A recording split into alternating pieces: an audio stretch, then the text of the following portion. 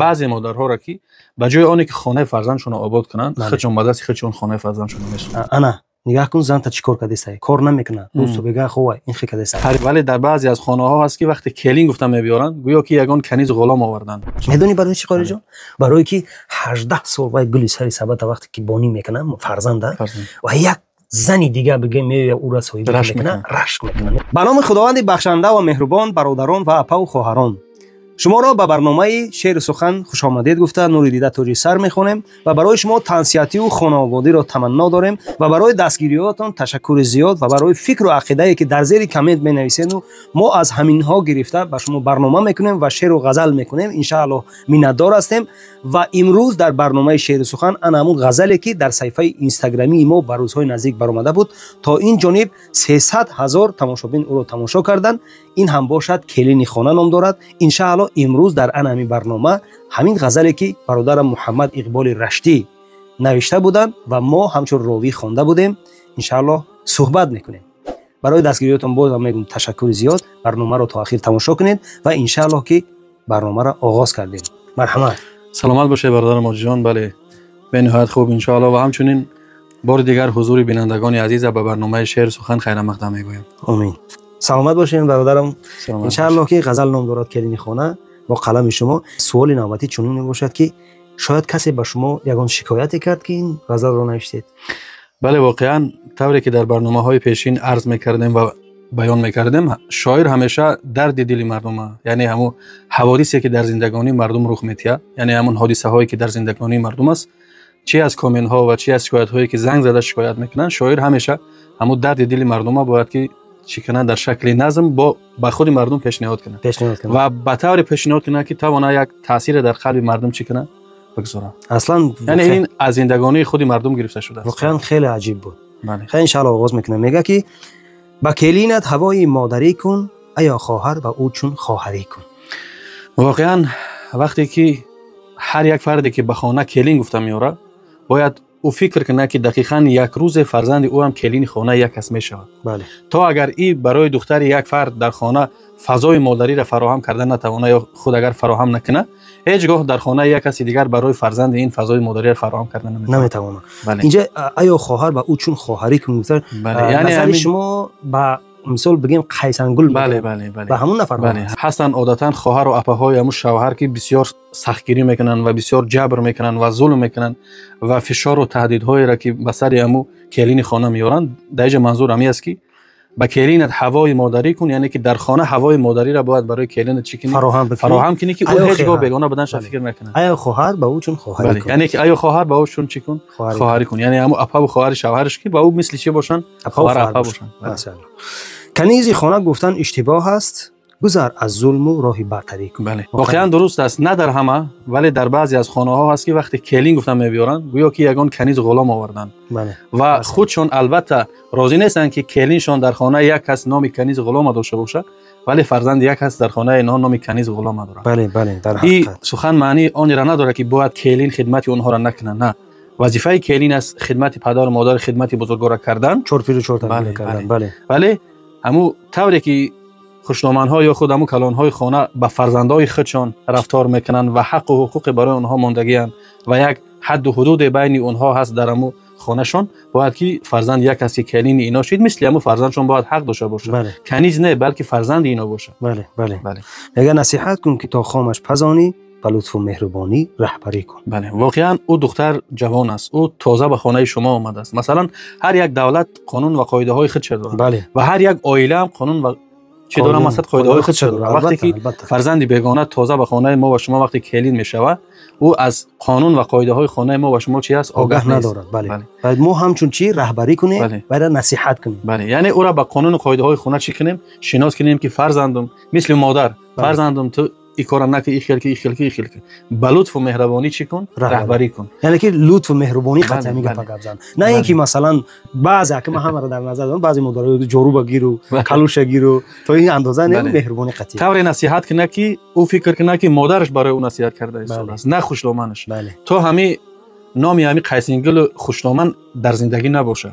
این کلین دختر جان باشه. بله دختر جان باشه و برای چی باشه؟ مادر جان باشه. بله مادر جان باشه. و او قیسینگل برای این کلین چی باشه؟ مثلا اپا جان باشه یا کی خواهر برای وای چی باشه؟ خواهر جان باشه. اگر که همین خیل زندگانی هم اگر همین خیل میشد باور که بله نه دیگه این قدر خانه ویرانی ها میشد نه این قدر نزاع باور میکنی باور خالی جان. این دیروز من مادرم قطعا صحبت شدم گفت که یک دهه دیگه رفتم به مهمانی تا همون دهه میگه بسیاری حوز میگه جوان دخترها با یک کودک دو کودک میگه مثلا چی میشن جدا میشن خانه ویران میشن. یک تاش گفته داد مادرم که میگه که اوچش وقتی که زنگ میزده بچهش در روسیه کی بوده میگفته که انا نگاه کن زن تا چیکار کرده است کار نمیکنه دوستو بگه خوبه این خیلی کرده است بله هر یک قدم مونگیش همین تلفن میگه این تلفن یک دردی سرم هست مثلا بعضی ها بسیاری بد استفاده میکنن بس بعد متاسفانه این خیلی بد است میگه که همون از زبان کلین شده مادر من میگه که ما الحمدلله همه کارا میکردم میگه خونه را میرفتم نگاه میکردم هم اوچا جان گفتن اما متاسفانه میگه خوشتومانم چیکار میکرد فقط سخنای بد در پسرش میرسون و میگه حالت اومد که پسرش از غضب میگه از همین روسیه ایستاده میگه جوابم را داد. متاسفانه این جای تاسف و تعجب است که بعضی از مادرها ما در شهر نه همه مادرها بلکه بعضی مادرها را که به جای آنی که خانه فرزندشون آباد کنن خودشون مدد خودشون خانه فرزندشون میسوزن. میدونی برای چی قاری جان؟ برای که 18 سال وای گلی سری ثبت وقتی که بانی میکنن فرزند و یک زنی دیگه بگه میوه او را سوید میکنن رشک میکنن. میدونی این چیز؟ اما اگر بله اگر انسان همین رشک فرو بره همین غضب فرو بره او بهترین انسان است. خسته در زندگی فرق نداره خو مادر باشه خو مثال کلین باشه خو پسر باشه خو مثال گپ از تاجیکستان مادر زنگ زد و گفت که پسرم همین گونه صبر بکن غضب پایین کن.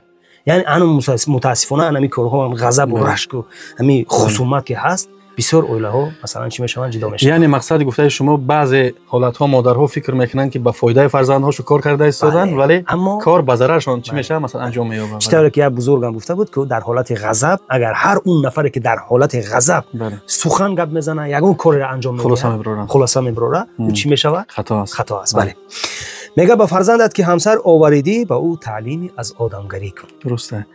وقتی که برای فرزند شیرینش طوری که شما گفته پسرش 18 سال 19 سال 20 سال وقتی که بابای رسانید برای او وقتی که کلین آورد و او چیکون تعلیمی از آدمگری بله خیلی که فرزند اخته از خوردی کلان کردی بچه می آدمگری را به او آموزانید. بله آموزانید. همین گونه به این فرزند بیگانه هم که از قانون و قاعده خانه شما که آگاه نیست بله آدمگری کن. بله درست.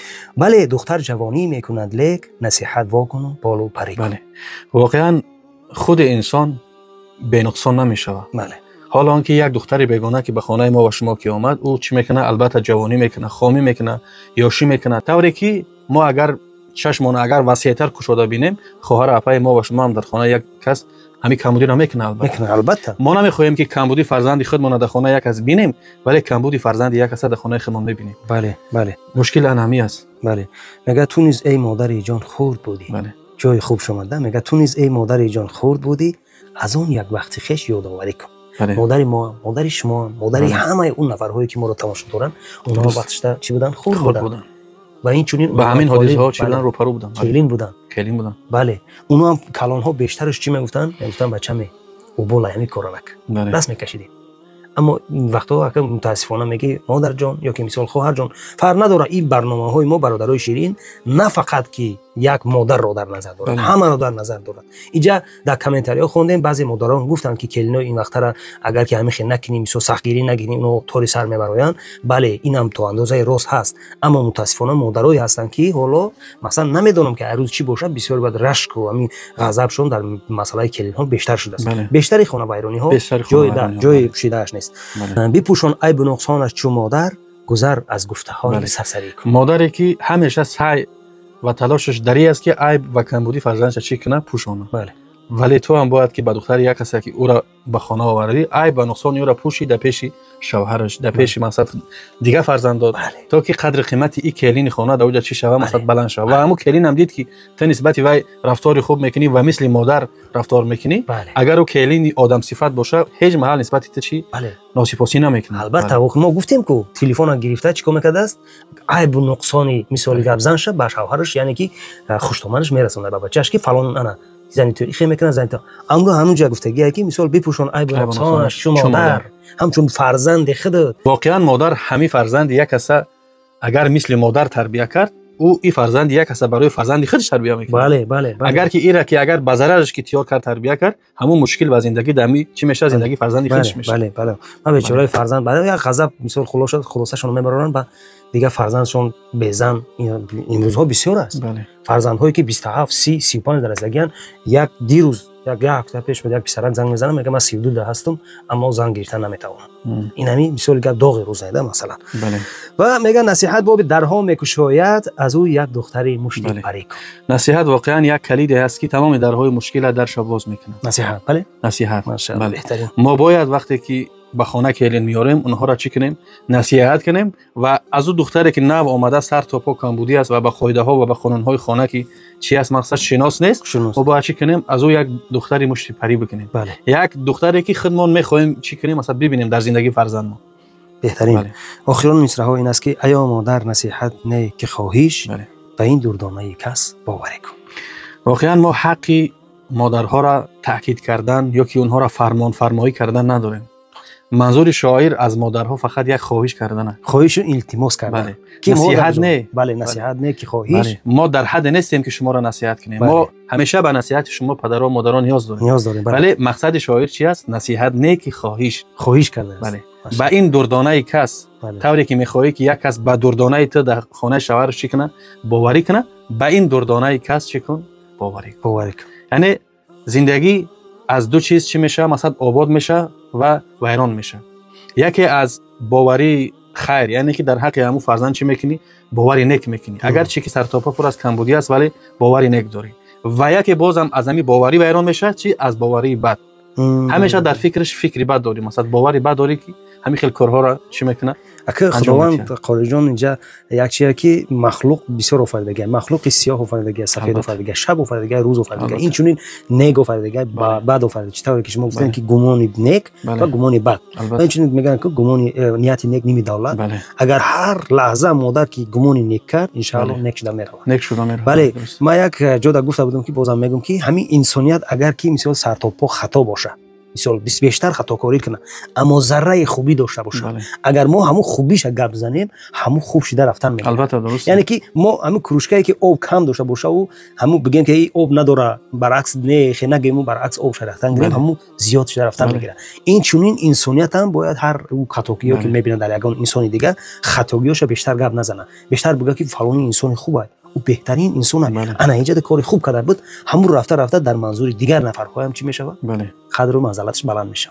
و این چطور چونیش ما خیلی که گفتیم در غزل مادر اگر خطاگیایی که مثلا کل نبینه همچون مادر نصیحتش بکنه و او دردانه کس چیکار کنه باوری کنه. بله سلامت باشین. بهترین غزل بود. برادرها یک چیزی نگفتن امونم که در شهر یکاترینبورگ یک برادر ما حسین لولایویچ تراپیوت دکتر عضوهای درونه میباشه از ما احترامانه خواهش کردن که گوین که همین برادرایی که در شهر یکاترینبورگ هست اپا و خواهرو مراجعه کنن با حضور ان شاء الله که خانه‌هاشون رفته یا که با واسطه تلفن ان شاء الله که با اونها مصلحت میتیم. ما دعا میکنیم که تنش ما هیچ وقت درد نبینه لیکن به هر صورت اینا برادر ما دکتر جان حسین لولایویچ میتونید که به رقمش مراجعه کنین و ان شاء الله در آخر برنامه باز هم میگم تمام او برنامه‌هایی که ما میکنیم و الحمدلله قاری جان میکنه و دیگر هم میکنن در همین چی گیرد و گوشه ما این همه سرپرستش کیه مغازه زیارت شو.